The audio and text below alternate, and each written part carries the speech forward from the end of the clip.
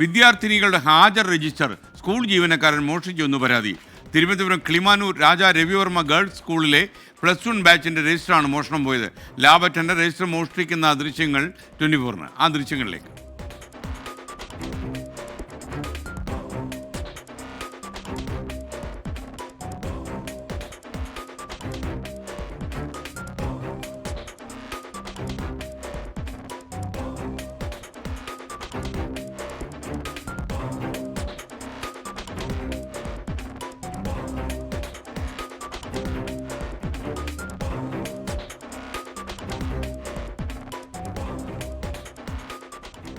Register വിളിയെടുത്തു. Lab attender MG Pratheesh ചേരുന്നു തിരുവനന്തപുരത്ത്. പ്രതീഷ്, എന്തിനാണ് ഇയാൾ ഈ രജിസ്റ്റർ മോഷ്ടിച്ചതെന്നാണ് നമ്മൾ മനസ്സിലാക്കുന്നത്? SKN Kilimanoor RRV girls higher secondary സ്കൂളിലാണ് ഇത്തരത്തിലൊരു മോഷണം നടത്തുന്നത്.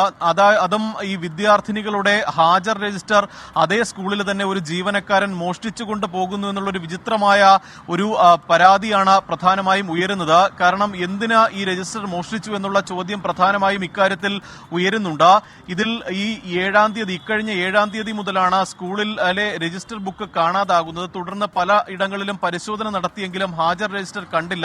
തുടർന്ന് CCTV പരിശോധിച്ചപ്പോഴാണ് ഈ മാസം 1-ാം തീയതി അതേ സ്കൂളിൽ തന്നെ ലാബ് അറ്റൻഡറായ സജീവൻ രാവിലെ 7:30 സ്കൂളിലെത്തുകയും ഈ രജിസ്റ്റർ അവിടെ നിന്ന് എടുത്ത് ബാഗിലാക്കി തിരികെ കൊണ്ടുപോവുകയും ചെയ്തിട്ടുള്ളത്. തുടർന്നാണ് സ്കൂൾ പ്രിൻസിപ്പൽ കിളിമാനൂർ പോലീസിൽ പരാതി നൽകിയത്.